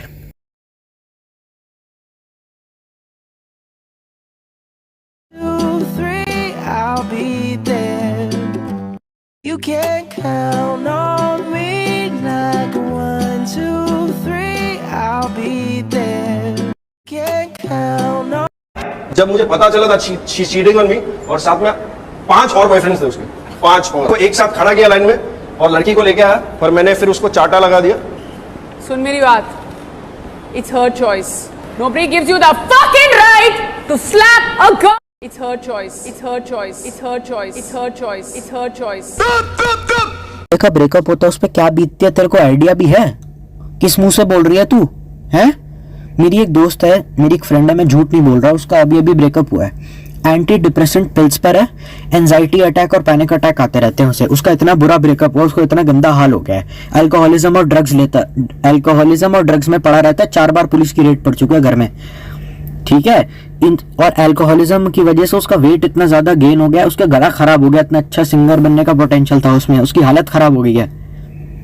तुझे आइडिया भी है बंदे का जब ब्रेकअप होता है उसका क्या हाल होता है, जब उसका पार्टनर उस पर चीट करता है? भाई जिंदगी बर्बाद हो जाती है, प्यार से विश्वास उड़ जाता है, अपने अपने नहीं लगते, दोस्तों से बात करने का दिल नहीं करता, किसी भी गुस्सा नाक पे चढ़ा रहता है, कोई भी साला अंडरस्टैंड हल्की सी भी बकवास करे ना सर फोड़ देंगे उसका, इतनी गंदी दिक्कत रहती है। पर्सनल लाइफ की गुस्से की माँ बहन हो जाती है, अपना गुस्सा हम किसी और पे निकालते रहते हैं, इतनी ज्यादा दिक्कत हो जाती है जब किसी बंदे या बंदी का ब्रेकअप होता है। और अगर सही में सीरियस और अच्छा खासा रिलेशनशिप हो तो, मतलब इतना भी नहीं कि मतलब शादी तक बात पहुंच जाए, उतना मैंने भी नहीं सोचा है, बट स्टिल मतलब समझ में आ रही है ना बात? तुम्हें समझ में आ रही है? इसीलिए कबीर सिंह, तुम्हें क्या लगता है कबीर सिंह मूवी इतनी ज्यादा हिट कैसे हो गई थी? लोग सीरियसली रिलेट कर पा रहे थे ना उससे, इसीलिए हुई थी। हालांकि वो फिल्म मुझे बिल्कुल समझ में नहीं आई, बट स्टिल मतलब बट उसका मेन कॉन्टेक्स्ट तो यही था। तुम्हें आइडिया भी है तुम क्या बात कर रहे हो? उस लड़के के दिल पर क्या बीती होगी? वो उसके साथ एक अच्छा खासा फ्यूचर प्लान कर रहा होगा कि आगे जाके हमारी शादी होगी, हमारे बच्चे होंगे, वी विल, या फिर कम से कम इतना तो सोच ही रहा होगा कि we will live our life happily ever after. उल्टा वो जो लड़की कितने लड़कों की जिंदगी बर्बाद कर रही थी 5-5 लड़कों के साथ, अब जब भी वो किसी लड़के का फायदा उठाने के बारे में सोचेगी बिना, उसको थप्पड़ याद आएगा कि यार मैंने किसी के साथ गलत किया था, मुझे ये नहीं करना चाहिए। तो इस लड़के ने जो करा उसको सलाम देना चाहिए। मुझे समझ नहीं आता, एक माँ अपने बच्चे को मार सकती हो तो वो ठीक है, एक बाप अपनी बेटी पे हाथ उठा सकता है वो ठीक है, ये लड़का लड़की पर वैलिड रीजन के लिए हाथ उठा रहा है, वैलिड रीजन के लिए, तो इतना बड़ा हंगामा क्यों है? उसने अगर थप्पड़ नहीं मारा होता ना तो वो लड़कियां अब तक कितने लड़कों की जिंदगी बर्बाद कर चुकी होती। तुम्हें आइडिया भी नहीं बेटा ब्रेकअप के बाद एक बंदे का क्या हाल होता है, करियर वगैरह सब ढह जाता है, बंदा शहर भी छोड़ देता है, नौकरी भी छोड़ देता है, या तो फिर वो ठुकरा के मेरा प्यार इंतकाम देखेगी, या फिर IAS बन जाता है। क्योंकि क्या करें, बहुत ज्यादा गुस्सा मन में भरा हुआ है, तो उस गुस्से की भरपाई मैं कैसे करूंगा भाई? या तो मैं करियर पर फोकस करके बहुत ज्यादा पैसा बना लूंगा, या फिर मैं जाकिर खान की तरह सख्त लौंडा बन जाऊंगा बचपन से ही, क्योंकि पता है मैं दिखने में अच्छा हूं नहीं, कोई लड़की मुझे अप्रोच करेगी नहीं, या फिर तीसरा मैं कबीर सिंह बनूंगा। और क्या हो सकता है? या फिर कई बार बहुत सारे लड़के तो मतलब लिटरली प्लेबॉय भी बन जाते हैं जब उनका ब्रेकअप होता है। तो ऐसा होता है कि मैंने सच्चा प्यार करा, मुझे कुछ मिला नहीं, अब मैं सिर्फ कैजुअल डेटिंग करूंगा, बहुत सारी लड़कियां पटाऊंगा, फिर उन्हें छोड़ दूंगा। तो इस चीज से वो लड़का बच गया, वो वैसा लड़का नहीं है, वो बच गया भाई। इससे ज्यादा अच्छी बात और क्या हो सकती है? फ्रेंड की मैं अपनी बात करवा रहा हूँ ना, दिन की कम से कम 5 से 6 गोली खाती है वो डिप्रेशन की, और तो और उसको अपना कॉलेज भी मैनेज करना है। उसकी फैमिली वालों पे, उसके घर वालों पे क्या बीतेगी तुझे मालूम भी है? आइडिया भी है तुझे? कोई बंदा लिटरली अगर डिप्रेशन फेस कर रहा है अपनी लाइफ में, उसके घर वालों पे क्या बीतती है तुम्हें मालूम भी नहीं है। घर में तुम रहने दो यार बहन, जो तुम्हें समझा के कोई फायदा नहीं है। अब तुम लोग मुझसे पूछोगे कि इट्स माय चॉइस वाली स्टेटमेंट पर मेरा क्या कहना है, तो भाई मेरे सिंपल सा कहना है कि तुम्हें शर्म नहीं आती इस देश के करोड़ों लोगों के, युवाओं के दिमाग में इतनी ज्यादा गंदी और बेहूदी बात डालते हुए? लड़की 1 के साथ हो, लड़की 2 के साथ हो, लड़की 3 के साथ हो, भाई कैरेक्टर नाम की भी कोई चीज होती है। कैरेक्टर का यह मतलब नहीं है लड़कियां छोटे कपड़े, भाई वुमेन एम्पावरमेंट ना रेप से या लड़कियों की छोटे कपड़े पहनने, इन सबसे बहुत ऊपर की चीज है, ठीक है? लड़कियों को ऐसा बनाया गया that they have to protect someone's body, मतलब उन्हें किसी देह की सुरक्षा करनी होती है। समाज में बहुत सारी अच्छी औरतें हुई हैं जिनका मैं भी सम्मान करता हूँ, पर इस घटिया सोच का मैं सम्मान नहीं करता। मैं जिस झोला छाप इंजीनियरिंग कॉलेज से पढ़कर आया हूँ ना, मैं उसका नाम नहीं लूंगा, तमिलनाडु में इंजीनियरिंग कॉलेज है चेन्नई में। उस कॉलेज में ऐसा होता था कि कुछ कॉलेज की लड़कियां होती थी जो पैसे लेकर ये काम किया करती थी, मतलब बहुत कम अमाउंट लेती थी, उनका रेट काफ़ी कम होता था। मैं कॉलेज में पढ़ चुका हूँ वैसे, जहाँ मेरे क्लासमेट्स के साथ हो चुका है कि इंजीनियरिंग कॉलेज था तो लड़कियों का अकाल रहता था। तो बायोटेक की मैं बदनाम नहीं कर रहा हूँ, कुछ लड़कियाँ ऐसी होती थी, हर जगह होती हैं, इसमें मैं एक ट्रू फैक्ट बता रहा हूँ, जो पैसों के लिए किसी के साथ भी रूम में चली जाती थी और क्या क्या करती थी। जो फ्लैट में रहते हैं, PG में रहते हैं, तो कोई कुछ बोलता भी नहीं था, मतलब मैनेज हो जाता था। तो कुछ लड़कियां होती थी जो पैसे लेकर ये काम करती थी, हालांकि अमाउंट काफ़ी कम होता था। मैं पता नहीं क्यों ये बात बोल रहा हूँ, बट स्टिल मतलब समझ रहे हो। अब ऐसी लड़कियों को देखो, if a woman wants and a man wants, they both can have multiple sexual partners, मुझे इसमें कोई दिक्कत नहीं है। पर वो जानती है कि वो किसी के साथ रिलेशनशिप में है, किसी बंदे की फीलिंग्स के साथ खेलकर किसी बंदे को क्यों मेंटली हरास करना है, किसी को क्यों टॉर्चर करना, क्या मिलेगा ये सब करके? ब्रेकअप कर लो, 2-3 महीने तक दारू पी के भंडरकते कर लो, उसके बाद नदियाँ बहा दो स्पर्म की या नदियाँ बहा दो कॉन्डम की, वाइब्रेटर अपने पिछवाड़े में ठूस कर रखो, किसी को कोई फर्क नहीं पड़ता।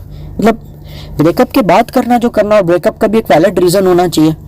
मुझे तो समझ नहीं आता कि ये क्या बेहूदगी है कि लड़की 1 के साथ मरवाए, 2 के साथ मरवाए, पूरा मोहल्ला उसकी आके ले रहा है। मतलब लड़की का, मतलब आप कहना क्या चाहते हैं? मतलब आप ये कह रहे हैं कि लड़की की मर्जी हो कितने भी लड़कों के साथ रह सकती है। दिक्कत इस बात से यह है कि ये स्टेटमेंट क्यों दिया जा रहा है? वुमेन एम्पावरमेंट को प्रमोट करने के लिए आपने चीटिंग जैसे शब्द को भी जस्टिफाई कर दिया। एक कैजुअल रिलेशनशिप में चीटिंग करने की बात तो मैं कर भी ना रहा हूँ, क्योंकि कैजुअल रिलेशनशिप जैसा मैं कुछ समझता नहीं हूँ। मैं अपनी बंदी के साथ खुद भी काफ़ी सीरियस हूँ। जो तुम यहाँ पे आके अंडरस्टैंड पेल रही हो, मतलब तुम उल्टा लड़की का कैरेक्टर और उछाल रही हो कि मतलब देखो ना कितनी अच्छी लड़की है, जगह जगह जा जाकर वो अपनी देकर आ रही है, या फिर लड़की 1 के साथ नहीं 5 के साथ है, 5 बॉयफ्रेंड्स के साथ बैठकर तो कोई अच्छा है नेक काम तो करेगी नहीं। जाहिर सी बात है 5 लड़कों के साथ एक लड़की क्या करेगी, या फिर एक लड़का 5 लड़कियों के साथ क्या करेगा? तुझे क्या लगता है? ज़्यादातर हमारी इंडियन मेंटालिटी के हिसाब से मैं बोल रहा हूँ, क्या करेगी? डैडी जीते क्या, या उनको तो उनका पैसा उड़ाएगी, या फिर उन गोल्ड डिगर होगी, या तो स्लट होगी। और क्या रीज़न हो सकता है कि एक लड़की एक साथ 5 लड़कों को डेट कर रही है? भाई कुछ तो होना चाहिए ना। क्या पैरामीटर है जिस पे हम डिफाइन कर सकते हैं कि एक लड़की का कैरेक्टर क्वेश्चनेबल है? एक, अपने माँ बाप की रिस्पेक्ट ना करना, दूसरा किसी को सिर्फ पैसे या सेक्स के लिए इस्तेमाल करना। तो वही चीज़ तो आप कह रहे हो कि एक लड़की ये कर सकती है। मतलब आपको पता है आप इस देश के युवाओं के बीच में कितनी गंदी मेंटालिटी बिठा रहे हो। यूट्यूब पे एक सर्वे हुआ था, whether it's my choice is correct और नॉट, और लिटरली 6% लोगों ने हाँ बोला था कि इसको जस्टिफाइड हम मानते हैं। मतलब कितनी खतरनाक बात है। इस देश का हर एक युवा जो यूट्यूब यूज़ करता है उसमें से 6% आदमी या औरतें आज भी हैं जो ये मानते हैं कि इट्स माई चॉइस या इट्स हर चॉइस जस्टिफाइड है। समझ में आ रही है? मतलब आपने लोगों के दिमाग में, या कितने ज़्यादा यूथ के दिमाग में कितनी नेगेटिविटी है, कितनी गंदी मेंटालिटी भर दी। आपको शर्म नहीं आती? बहुत सारे लोग बोलेंगे भाई रोडीज की रेटिंग इतनी टट्टी है, कौन देखता है वो शो? भाई कुछ ना कोई लोग इन्फ्लुएंस हो जाते हैं। बिग बॉस भी तो चूतिया शो है ना, सब घर वाले बैठ के देखते हैं। तो तू मेरे आगे बकवास मत कर, मुझे भी मालूम है रोडीज की भी अच्छी खासी कल्ट फॉलोइंग और ऑडियंस है, ठीक है। मैं ट्राई किया, मैं क्या चलो देखते हैं, ਆਪਾਂ ਵੀ ਮਸਾਲਾ ਦੇ ਕੇ ਦੇਖਦੇ ਹਾਂ ਕਿ ਕੀ ਬਣਦਾ। 16 ਦਸੰਬਰ ਨੂੰ ਚੰਡੀਗੜ੍ਹ ਦੇ ਆ ਵਿਲਨ ਲੁਕਸ ਜਿਹੜੀਆਂ ਕਿ ਤੁਸੀਂ ਟੀਵੀ ਤੇ ਬਖੂਬ ਦੇਖ ਰਹੇ ਹੋਵੋਗੇ ਇਸ ਟਾਈਮ ਮੈਨੂੰ ਦਿਖਾਇਆ ਜਾ ਰਿਹਾ। ਇਹ ਮੈਂ ਆਪਣੀਆਂ ਵਿਲਨ ਲੁਕਸ ਲੈ ਕੇ ਗਿਆ ਤੇ ਫਾਰਮ ਆ ਜਿਹੜਾ 5-7 ਕੁਐਸਚਨ ਮੈਂ ਪੁੱਠੇ ਸਿੱਧੇ ਭਰੇ, ਇਹਨਾਂ ਨੂੰ ਮਸਾਲਾ ਦਿੱਤਾ ਜਸਟ ਚੈੱਕ ਕਰਨ ਲਈ ਕਿ ਦੇਖੋ ਇਹ ਹੁਣ ਸਿਲੈਕਟ ਕਰਦੇ ਆ ਕਿ ਨਹੀਂ। ਉਹੀ ਗੱਲ ਸੇਮ ਕੋਆਰਡੀਨੇਟਰ ਸੀ ਦਿੱਲੀ ਦੇ ਵਿੱਚ ਜਿਹਨੇ ਮੇਰਾ ਆਡੀਸ਼ਨ ਲਿਆ ਸੀ, ਤੇ ਸੇਮ ਕੋਆਰਡੀਨੇਟਰ ਚੰਡੀਗੜ੍ਹ 'ਚ ਸੀ, ਲੜਕੀ ਸੀ ਉਹ ਜਿਹਨੇ ਆਡੀਸ਼ਨ ਲਿਆ ਸੀ ਮੇਰਾ। ਤੇ ਚੰਡੀਗੜ੍ਹ ਦੇ ਵਿੱਚ ਮੈਂ ਸਿੱਧਾ PI ਦੇ ਵਿੱਚ ਸਿਲੈਕਟ ਹੋ ਗਿਆ। ਕਿਹਦੇ ਬੇਸ ਤੇ? ਆ ਮੇਰੀ ਘਰ ਦੇ ਵਿੱਚ ਮੈਂ ਟੈਲ ਅਸ ਯੋਰ ਡੀਪੈਸਟ ਡਾਰਕੈਸਟ ਸੀਕ੍ਰੇਟ ਟੀਵੀ ਤੇ ਦਿਖਾ ਰਹੇ ਨੇ ਮੈਂ ਕੀ ਭਰਿਆ, ਜਸਟ ਮਸਾਲਾ ਭਰਿਆ ਤੇ ਉਸ ਚੀਜ਼ ਨੂੰ ਇਹਨਾਂ ਨੇ ਅਸੈਪਟ ਕਰ ਲਿਆ। ਤਾਂ ਇਸ ਤੋਂ ਕੀ ਸਾਬਤ ਹੁੰਦਾ ਦੋਸਤੋ? ਯੂਥ ਨੂੰ ਇਹ ਕੀ ਦਿਖਾ ਰਹੇ ਨੇ? ਯੂਥ ਨੂੰ ਇਹ ਨੈਗੇਟਿਵਿਟੀ ਦਿਖਾ ਰਹੇ ਨੇ, ਪੋਜ਼ਿਟਿਵਿਟੀ ਦਿਖਾਉਣ ਦੀ ਬਜਾਏ ਨੈਗੇਟਿਵ ਥਾਟਸ, नेगेटिविटी के नाल ज़्यादा TRP इन्हां नूं मिलदी है। तो नेगेटिव चीज़ां और यूथ को इकट्ठा करके कुछ अच्छा करने के लिए, अपने देश के लिए, and get involve with nation building, nation को बनाने के लिए, कुछ अच्छा करने के लिए यूथ को समय से रोडीज के फॉर्मेट में क्या चल रहा है। Back stabbing, bad language, abusive anchors, violence and in your face sexuality were never part of that show. The show has degenerated over time to the point where it is an embarrassment to brand MTV and to any advertiser associated with it. Show इस हद तक गिर चुका है कि MTV channel के लिए और जो इस शो के साथ इंसान को हैवान बनाने में कोई कसर नहीं छोड़ते। तो अच्छा खासा चल रहा है, अच्छा मतलब कमा भी रहे हो, खुश भी हो, माँ बाप मतलब सब एक घर पे रह रहे हो। तू रोडी क्यों बनना चाहता है? सर देखो सबसे पहली बात तो अरे बिल्कुल सही तो कह रहा है, मतलब कमा भी रहे हो, सब बढ़िया जा रहा है ज़िंदगी में, फिर क्या ज़रूरत है इस भड़वे शो में आने की जिसको मैं पिछले 15-20 साल से होस्ट कर रहा हूँ। ये साला पहला विनर है अपने शो का, और जब से इसने शो जीता है तब से लेके आज तक साला यहीं डेरा डाल के बैठा हुआ है। और जजिंग सेंस इनकी कितनी ज़्यादा अच्छी है तो तुम्हें आगे देख के खुद ब खुद ही समझ में आ जाएगा। मतलब सब बढ़िया है, कमा रहे हो, बस इस चूतिया शो में क्यों आए हो, बस यही पूछना चाहते हैं लोग। कोई गरीब आ गया तो स्टार्टिंग में बैकग्राउंड म्यूज़िक बजाकर हमें इस बात का एहसास दिलाया कि फेक TRP और सिंपैथी के लिए, जबकि रोडीज़ एक रियलिटी शो है। And let me remind you कि इंडियन आइडल नहीं चल रहा है यहाँ पे, तो सैड बैकग्राउंड में म्यूज़िक डाल दिया TRP जनरेट करने के लिए, उसके बाद उसी बंदे को लात मार के निकाल दिया, क्योंकि जाहिर सी बात है गरीब बंदा है, इसकी सैड बैक स्टोरी हमारी TRP के लिए भी काम आएगी। तो इसको प्रवोक करके गुस्सा तो दिला दिया, लेकिन एंड में इसको सिलेक्ट करना ज़रूरी है, क्योंकि जस्ट बिकॉज गरीब है। अमीर होता तो वरना अमीर होता तो लात मार के ऑफकोर्स हम निकाल ही देते, इतने लीचड़ है ना हम लोग। कर लो बकचोदी, कर लो बिल्कुल कर लो। टास्क है, इसीलिए एक लड़के ने एक लड़की के ऊपर हाथ उठाया तो उसको ये जायज़ मान रहा है। पहली बात तो ये रोडीज़ वुमेन इंप्रूवमेंट, हकते बैठते सोते खाते गांड रगड़ते हुए हर चीज़ वुमेन इंपावरमेंट या इम्प्रूवमेंट की बात करता है। तो पहली बात, अगर तुमने किसी लड़की को थप्पड़ मारने का टास्क दिया तो सबसे घटिया लोग तो तुम ही हो, क्योंकि तुम लोग वुमेन एम्पावरमेंट की सारा दिन बात करते हो, फिर 40-50 गालियाँ औरतों पे बक देते हो, तेरी माँ की चूत, तेरी बहन का। दिल्ली वाले हो तुम सब लोग, तुम्हें पता होगा माँ बहन की क्या गाली होती है, और बम्बई वाला देख रहा है तो इंग्लिश में गाली देने वालों को क्या बोलते हैं मुझे नहीं मालूम, ठीक है। तो अब ये घटिया टास्क तो तुम ही ने दिया उसे, तो सबसे पहले तुम्हारा शो ही चूतिया हुआ, क्योंकि वुमेन एम्पावरमेंट के नाम वाले शो पर तुम किसी बंदे को औरत से थप्पड़ पड़वा रहे हो। और पहली बात तो ये टास्क है ना, तो टास्क में हर चीज़ जायज़ है, तो भाई लड़की भी मजाक में ही ले लेगी, लड़का उसे एज अ टास्क ले रहा है तो लड़की भी एज अ टास्क ही लेगी ना उसे, बात ख़त्म। और जाहिर सी बात है जो तुम कहे जा रहे हो गधों की तरह कि लड़की ने मेरे पे हाथ उठाया तो मैं भी लड़की पे हाथ उठा दूंगा, भाई ये तो सेम एल्विश यादव ने भी कहा है, लक्ष्य चौधरी ने भी अपने वीडियो में कह रखा है, तो उसमें गलत क्या है? भाई थप्पड़ खाना लायक काम लड़की करेगी, मार खाएगी, बात ख़त्म। एक लड़के की माँ उसको थप्पड़ मार सकती है, एक लड़की का बाप उसको थप्पड़ मार सकता है, गलत चीज़ के लिए क्या दिक्कत है? बहुत सारे ऐसे लोग होंगे जो सपोर्ट करेंगे। वो लखनऊ वाली प्रियादर्शनी का जो केस हुआ था, सब लोगों ने ड्राइवर को सपोर्ट किया था, तो दिक्कत क्या है इसमें? सही कर रहा है वो। लड़की ने वैसे थप्पड़ मार दिया तो मेरे को भी मारने का मौका मिलेगा, तो क्या बकवास करे जा रहे हो तुम लोग यार सही में। लखनऊ वाली प्रियादर्शनी तो भगवान लग रही होगी ना, और ये लग रही होगी, और वो कैब ड्राइवर तो सही में हैवान लग रहा होगा। ना सर कोई दिक्कत नहीं है, टास्क में तो सब चीज जायज है। नहीं पर तू कह रहा ना कि इज्जत वापस कैसे आएगी? अब लड़की ने थप्पड़ मारा तो उसको थोड़ी मारेगा वापस। सर अगर लड़की थप्पड़ मारेगी मुझे चांस मिलेगा तो मैं भी तो मारूंगा ना। अगर लड़की तेरी बहन हो, अब मैं वापस मारूंगा, कैसा लगेगा तेरे को? टास्क है ना सर, वैसे कोई रोड पे हाथ लगा हाथ तो काट दूं। अगर मैं रोड पे भी मार दूंगा ना, तेरी दम नहीं तो मेरे को कुछ कह सके। और तो वुमेन एम्पावरमेंट की बात करने वाले चूतिया ये कहता है कि मैं तेरी बहन को थप्पड़ मार दूंगा बीच सड़क पर, तो तेरी गांड में दम नहीं है, तू मुझे कुछ कह सके? क्यों नहीं कह सकता भाई? कौन है तू? तू शाहरुख खान है जो अपने साथ चेहरा, या सलमान खान है जो अपने साथ चेहरा लेके घूमता है? बहन तो औकात क्या है तेरी? वुमेन एम्पावरमेंट की बात ज्ञान चोदने वालों, खुद के पास थोड़ी शर्म और हया रखो, ठीक है? एक तो वैसे ही वुमेन एम्पावरमेंट के शो की बात करते हो और किसी की बहन को थप्पड़ मारने के लिए कहते हो। दूसरों की माँ बहन के बारे में गंदा बोलते हो, शर्म नहीं आती? बेटा वो बंदा गरीब है ना, इसीलिए सह रहा है, और वो जो करते हो नेचुरल रिएक्शन होता है। मैं दिल्ली का रहने वाला हूँ साले, बल्ला वगैरह मार देता तेरे ऊपर कोई। तू दिल्ली मुजफ्फरनगर के फरीदाबाद के लौंडों के साथ मंगा लेके देख, तेरे मुंह पे चप्पल मारेंगे। और मैं भी मारता मेरी बहन पे कोई हाथ उठाता तो प्यार करता हूँ मैं उससे, क्यों नहीं मारूं? और तू हंस के टाल देगा, क्यों हंस के टाल दूंगा? हंस के टालने वाली क्या बात है? बहन है, कोई मजाक थोड़ी है। उसके बाद यही चूतिया बोलता है कि बहन को हम राखी बांधते ताकि उसे हम प्रोटेक्ट कर सके। हाँ भाई बहन है ना, बहन चो तबला ना रही है। 21st सेंचुरी की लोगों को, आजकल की लड़कियों को अपनी प्रोटेक्शन करना थोड़ी आता है। हमें उनकी प्रोटेक्शन करनी होगी ना रक्षाबंधन पे। औरतों को तो पता ही नहीं अपने आप को कैसे प्रोटेक्ट करना है। एक क्लर्क का एग्जाम देने के लिए भी ना इंडिया में इतने लोग हैं ना, तुम सोच भी नहीं सकते। समझ में आई? अनपढ़ आदमी को बस एक सिक्योरिटी गार्ड या बस कंडक्टर की नौकरी मिल सकती है। बिना डिग्री के एक बंदे का सर्वाइव करना आज की इतनी कंपेटिटिव दुनिया में कितना आसान है, जानते हो?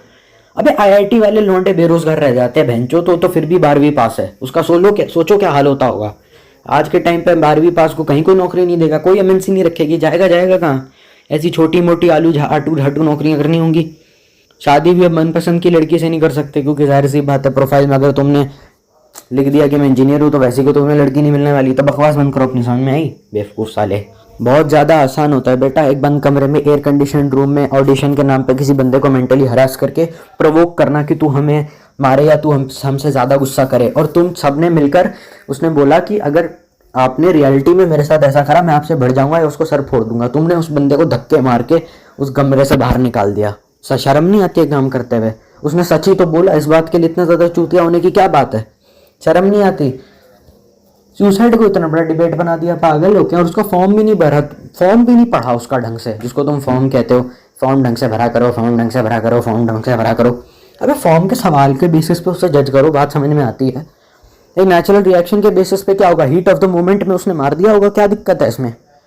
और तूने भी उस बंदे को मारा है जबरदस्ती, ठीक है? उसने तो बस एक नेचुरल स्टेटमेंट दिया। तूने ही एयर कंडीशन रूम में 40-50 बॉडीगार्ड के सामने अपनी मर्दानगी झाड़ने के लिए तूने एक इनोसेंट बंदे को मार दिया। फेमिनिज्म ना बेटा, ओ चूतियों की जमात वाले लोग, फेमिनिज्म ना दोनों सेक्सेस को समान अधिकार दिलाने के लिए होता है कि लड़कियां लड़के सब बराबर हैं। समझ में आई गधे के बच्चों? तूने सिर्फ अपनी मर्दानगी, अपने पॉइंट को सही प्रूफ करने के लिए सबके सामने भरी सभा में और पूरे नेशनल टेलीविजन पे उसकी बेइज्जती करी, उसे मारा, उसे कमरे से धक्के मार के लात मार के बाहर निकाला, फिर वापस उसे बुलाया और कंसोल करा कि बहन की हम प्रोटेक्शन करते हैं। हालांकि वो खुद को भी प्रोटेक्ट कर सकती है, लेकिन हम उसे प्रोटेक्ट करते हैं राखी बांध के। सही में बेटा आजकल की लड़कियां पहले जैसी नहीं रही, बहुत शानी हो गई हैं। लेकिन तुम्हारे जैसे गधों को समझा के फायदा क्या? मतलब छी यार, तू आदमी है, फिर तेरे दिमाग में ये सुसाइड का, ये तो बेहतरीन वाला काम कैसे? बड़ी सीरियस चीज होती है यार। सर जब करा ही नहीं था ना, मैंने फैसला करा था। फैसला ये कोई कैसा फैसला है भाई कि अच्छा चल यार फैसला किया आज ना शिमला घूम के आता हूँ। और छोड़ यार, कैंसिल कर दिया। ये फैसला है भाई कि अच्छा चल यार फैसला किया आज ना शिमला घूम के आता हूँ। और छोड़ यार, कैंसिल कर दिया। ये क्या है भाई? बाजी मैं बताता हूँ। फैसला है भाई कि अच्छा चल यार फैसला किया आज ना शिमला घूम के आता हूँ। और छोड़ यार, कैंसिल कर दिया। ये क्या है भाई? बाजी मैं बताता हूँ। तेरे दिमाग में ये सुसाइड का, ये तो बेहतरीन वाला काम कैसे? बड़ी सीरियस चीज होती है यार। सर जब करा ही नहीं था ना, मैंने फैसला करा था। पैर भी टूट गया मेरा, 12th में भी फेल हो गया, और उसके बाद रिश्तेदार हो गया थोड़ा इधर से, फिर डिप्लोमा में एडमिशन। ये काम ना मेरे साथ भी हुए। तेरा एक बार टूटा है, मेरा 6 बार गिट्टे टूटे होंगे, कई बार मेरा शोल्डर गया है, और फेल भी मैं तेरे से ज्यादा बार हुआ हूँ बिल्कुल। पर मेरे दिमाग में तो नहीं है गुरुजी। वो टीनेज थी ना थोड़ी सी उस टाइप की। सर मेरा नेचर उसके बाद बहुत बिंदास हो।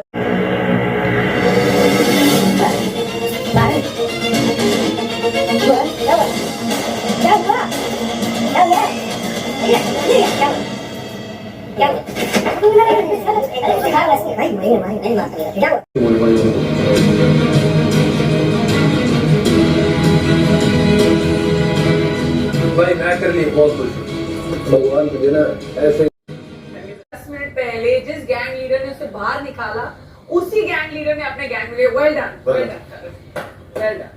ये बंदा बड़े बंदों को ना बहुत सही किया तूने बेटा, शाबाश। मैं इस बंदे के लिए लिटरली अप्रिशिएट करना चाहता हूँ कि तेरे दिमाग में सुसाइड आया था पर तूने किया नहीं। तूने बहुत अच्छा काम किया, क्योंकि इसने फैसला करा था सुसाइड करने का पर इसने किया नहीं। रीज़न वगैरह में हम बाद में बात करेंगे, पर इसने अच्छा किया कि इसने नहीं किया, क्योंकि जाहिर सी बात है इस अपने पेरेंट्स के बारे में ख्याल आया, अपने भैया भाभी दीदी जीजू है, जितने भी भाई बहन हैं इसके, जितने भी सिबलिंग्स हैं, उन सबके बारे में इसको ख्याल आया और उसने एक स्टेप बैक कर लिया कि चलो यार, अगर मैं, because suicide is not the solution of any problem, तो फिर इसने एक फैसला कर लिया था, क्योंकि जाहिर सी बात है मतलब उसके कुछ एस्पिरेशंस थे, वो कुछ अपनी लाइफ में बनना चाहता था, वो कुछ अचीव करना चाहता था। आज वो एक कंडक्टर है जो DTC की बस चलाता है, गर्मी में धक्के खाता है, धूल मिट्टी में सारा दिन, मतलब बहुत ज़्यादा हार्ड लाइफ है, सुबह से लेकर शाम तक, मतलब कितना लंबा काम करो, दिन भर बसों में धक्के खाओ, उसके बाद उसके अंदर एक होप जागी रोडीज़ को देखकर कि शायद मैं कुछ अपनी लाइफ में अचीव कर पाऊँ, मैं अपने पेरेंट्स के अधूरे सपने को वो पूरा कर पाऊँ।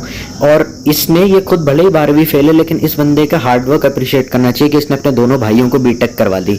मतलब कितना अच्छा आदमी है ये। और उसको क्या बोल रहे हैं ये कि देखो मतलब हुआ ही क्या है, ज़्यादा से ज़्यादा कुछ भी नहीं हुआ है, मतलब 12वीं में फेल हो गया, डिप्लोमा का कोर्स करा, मतलब डिग्री में भी नहीं, डिप्लोमा एक कोर्स होता है, डिप्लोमा मतलब 2-3 महीने का कोर्स होता है, डिग्री जितना वैल्यूएबल हो सकता है या नहीं भी हो सकता, उसमें भी इसको एडमिशन नहीं मिला। अंडर ग्रेजुएट से एक लेवल नीचे डिप्लोमा होता है, उसमें भी इसको एडमिशन नहीं मिला। रिश्तेदारों ने इसे इतने ज़्यादा गंदे ताने दिए, इसे बहुत ज़्यादा बुरा लगा। तो जाहिर सी बात है इस पर डिप्रेशन होने वाली कौन सी बात है। मतलब क्या है, कोटा में बच्चे कहाँ पढ़ते हैं, मतलब एंट्रेंस एक JEE नाम का पेपर ही तो है, 5 मिनट में निकल जाता है जी, बहुत आसान है। अरे बिल्कुल आसान है, मैंने कल सोते सोते JEE एडवांस क्लियर कर दिया था, तुम कमाल कर रहे हो यार। क्या दिक्कत होगी बंदे को, क्या डिप्रेशन होगा। मैं अपनी पर्सनल स्टोरी बताऊँ ना, मुझे खुद डिप्रेशन की प्रॉब्लम है। उसके पीछे का क्या रीज़न है, क्योंकि मुझे कॉलेज मिल नहीं रहा अपनी पढ़ाई पूरी करने के लिए, और मेरे साथ सब कुछ हो रहा है। इस बंदे, अब मैंने 12वीं फेल कर दी, इसकी टांग टूट गई, इसके सारे सपने खत्म हो गए, इसके जो बहुत ज़्यादा दोस्त हैं वो अब आगे जाएंगे, अपने सपने पूरे करेंगे, हाई पेइंग जॉब्स में होंगे, कॉलेज अटेंड कर रहे होंगे, अपनी कॉलेज लाइफ एंजॉय कर रहे होंगे, और ये DTC की बसों में धक्के खा रहा है। अब ऐसे बंदे को डिप्रेशन नहीं होगा तो क्या होगा, तुम मुझे बताओ। गर्मी में वो बीड़ी पीते रहो, सारा दिन चाय टपरी पे बैठे रहो, गंदे गलीज किस्म के लोगों से डील करो। बस में तुम्हें अच्छी तरीके से मालूम है DTC की बस होती है, उसमें कितनी भीड़ जाती है, अकल खड़े होने की जगह नहीं मिलती, पसीने वगैरह, दिमाग खराब है। ऐसे में बंदे को डिप्रेशन होगा नहीं तो क्या होगा, हाँ डिप्रेशन होगा नहीं। और बोल कौन रहा है उसे, हरभजन सिंह, जो खुद 10वीं फेल है या 11वीं फेल है, मतलब उसने हायर सेकेंडरी पास किया है बस अपनी लाइफ में। हरभजन सिंह के पास कोई डिप्लोमा नहीं है, कोई डिग्री नहीं है, ठीक है। हरभजन सिंह के फादर उसको खुद काफ़ी ज़्यादा बोला करते थे कि तुम क्रिकेट में ध्यान दो, तुम क्रिकेट खेलो। और भाई मतलब कितनी घटिया बात है ये। बोल कौन रहा है जिसको एक एक मैच खेलने का करोड़ों मिलता है, इनका लग्जूरियस होटल्स होता है क्रिकेटर्स का। IPL के सीजन में जब ये जाते हैं, इनकी बैटिंग या इनकी जो प्लेयर्स की जो नीलामी होती है वो करोड़ों में होती है, मतलब मिलियंस में अर्न करते हैं, और रिटायरमेंट के बाद भी अपना बिजनेस खोल लेते हैं। जैसे सौरव गांगुली हो गया, जैसे या फिर वो सहवाग हो गया, अब तो खेलते नहीं है तो फिर ये लोग अपना बिजनेस कर लेते हैं, क्रिकेट एकेडमी खोल ली, ये खोल लिया, वो खोल लिया। हरभजन सिंह रिटायर हो चुका है, उसके बाद भी वो मतलब रियलिटी शोज में जा भी सकता है, उसके पास अपॉर्चुनिटी। और आई एम 100% श्योर कि एक क्रिकेटर को अच्छा खासा पैसा मिल जाता है एक मैच खेलने का, और अच्छी खासी उसकी नेटवर्थ भी होती है। मतलब फाइनेंशियली इतना स्टेबल होकर ना लोगों को 2 कौड़ी का चूतिया ज्ञान देना बहुत आसान होता है, समझ में आई। उसके माँ बाप के ना कितने सपने होंगे, वो सब टूट गए, वो उसे देखते होंगे कितने डिसग्रेस से, यार ये कुछ बन ही नहीं पाया अपनी लाइफ में, क्या घटिया औलाद निकली हमारी। तो अपनी ज़िंदगी भर को कोसते होंगे, रोज़ अपनी लाइफ को कंपेयर करते होंगे, देखो ना वो शर्मा जी का लड़का कितना आगे बढ़ गया, ये उल्लू का पट्टा कहीं जा ही नहीं पाया। तो डिप्रेशन होगा कि नहीं होगा, होगा ज़रूर होगा, क्योंकि सपनों के लिए इंसान जीता है, और एक बार अगर सपने टूट गए तो फिर इंसान का मरना तय है, मर ही जाता है जीते जी। तुम्हें क्या लग रहा है 9 to 5 की जॉब में पूरी दुनिया अपनी गांड मरा रही है, तुम्हें सही में लगता है खुश होगी ये सब काम करके? कोई खुश नहीं है काम करके। मैं भी खुश नहीं हूँ कॉलेज जा करके, मुझे तो मिला ही नहीं चलो पढ़ने के लिए। मेरे बाकी सारे दोस्त गए हैं, उनकी लाइफ को देख के मुझे ही बुरा लगता है, काश मेरी लाइफ ऐसी होती। और टीनेज का टाइम है भाई, टीनेज का टाइम है। टीनेज में क्या होता है मैं नहीं बताने वाला, क्योंकि मैं खुद टीनेज में हूँ। भाई दिमाग खराब हो जाता है, कोई समझने वाला नहीं है, किसी को प्रॉब्लम बताओ तो कोई सुनने वाला नहीं है।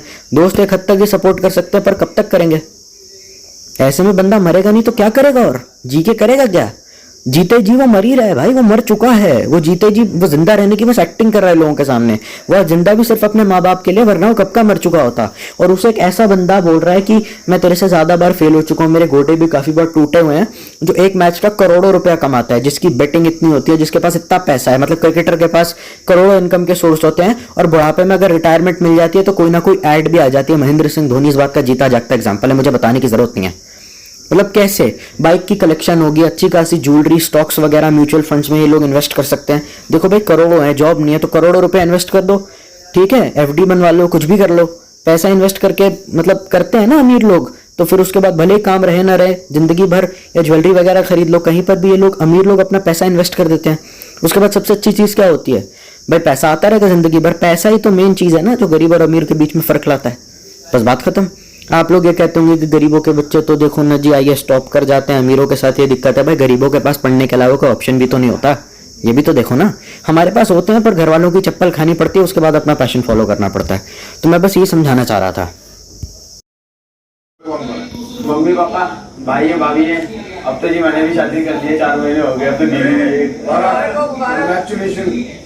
बस नंबर कौन सा है? अजी इस शहर में रहता हूँ जी, किसी भी बस में भेज देते हैं। सब रूट्स पता है आपको?